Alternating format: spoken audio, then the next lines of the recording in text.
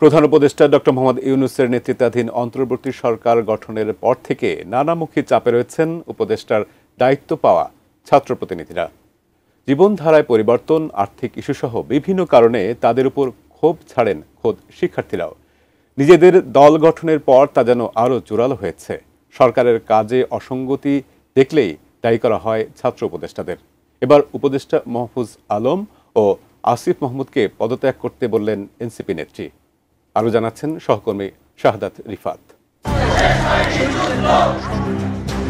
ছাত্র জনতার আন্দোলনের মুখে শেখ হাসিনা সরকার পতনের পর বাংলাদেশের দায়িত্ব নেয় প্রধান উপদেষ্টা ডক্টর মোহাম্মদ ইউনূসের নেতৃত্বাধীন অন্তর্বর্তী সরকার, যেখানে গুরুত্বপূর্ণ দায়িত্ব পান বেশ কয়েকজন ছাত্র প্রতিনিধি। এদিকে অন্তর্বর্তী সরকার গঠনের প্রায় 7 মাসের মাথায় নিজেদেরই দল গঠন করেন বৈষম্য বিরোধী ছাত্র আন্দোলনের সমন্বয়করা। গত 28 ফেব্রুয়ারি রাজধানীর মানিক মিয়া এভিনিউয়ে জাতীয় সংসদ ভবনের সামনের সড়কে তৈরি মঞ্চ থেকে নতুন দল জাতীয় নাগরিক পার্টি বা এনসিপির আত্মপ্রকাশ হয়। নতুন দলের দায়িত্ব নিয়ে অন্তর্বর্তী সরকারের উপদেষ্টার পদ থেকে সরে আসেন বৈষম্য বিরোধী ছাত্র আন্দোলনে সমন্বয়কের দায়িত্ব পালন করা নাহিদ ইসলাম। তবে নিজ দায়িত্বে এখনও বহাল রয়েছেন আরেক ছাত্র প্রতিনিধি আসিফ মাহমুদ সজীব ভুঁইয়া।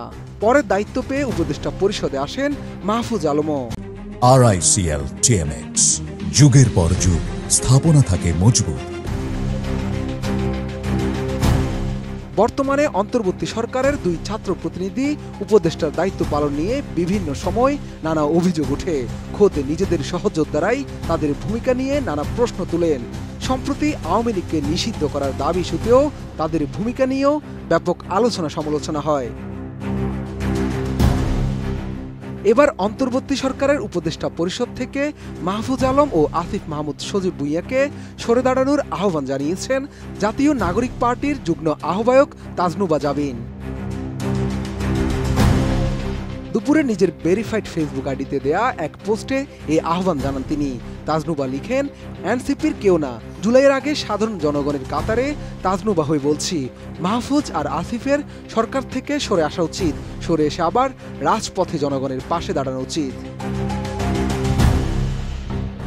অন্তর্বর্তী সরকারে তাদের আর মানাচ্ছে না উল্লেখ করে এনসিপির এই নেত্রী আরও লিখেন, তারা যে সরকারের অংশ সেই সরকার আর অভ্যুত্থানপন্থী নাই, আপনাদের আর মানাচ্ছে না ওখানে, সরে এসে জনগণকে আশ্বস্ত করেন, জুলাইয়ের শহীদদের কাছে দায়বদ্ধ থাকেন। আমি এতে মর্মাহত। শহীদ আহতদের কেমন লাগছে? তাদের চোখের সামনে আসামিরা দাপটের সঙ্গে মাথা উঁচু করে পালাচ্ছে।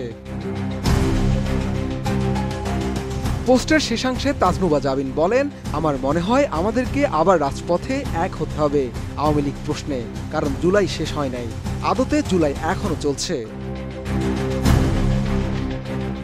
এর আগে ইনকিলাব মঞ্চের মুখপাত্র শরীফ ওসমান হাদিও বলেন, ছাত্র উপদেষ্টা স্যারেরা হামিদকে ছেড়ে দেওয়ার দায়ে আপনারা 3 দিনের মধ্যে পদত্যাগ করুন।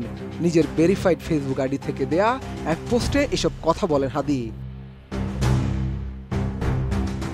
ইনকিলাব মঞ্চের এই মুখপাত্র আরও বলেন, এরপর আমরা ইন্টিরিমের বিরুদ্ধে আন্দোলনে নামব, হয় গণহত্যার বিচার ও ফ্যাসিস্ট লীগ নিষিদ্ধ হবে, হয়তো ইন্টিরিম বিদায় নেবে।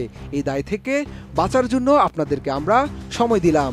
যদি সুযোগ গ্রহণ করে আমাদের কাতারে আসেন তাহলে সম্মান পাবেন, আর যদি চেয়ার ছেড়ে দিতে কান্না পায় তাহলে এরপর থেকে আপনাদেরকে তুই বলা শুরু হবে, সঙ্গে বঙ্গীয় গাইন। শাহাদাত রিফাত, ATN নিউজ, ঢাকা।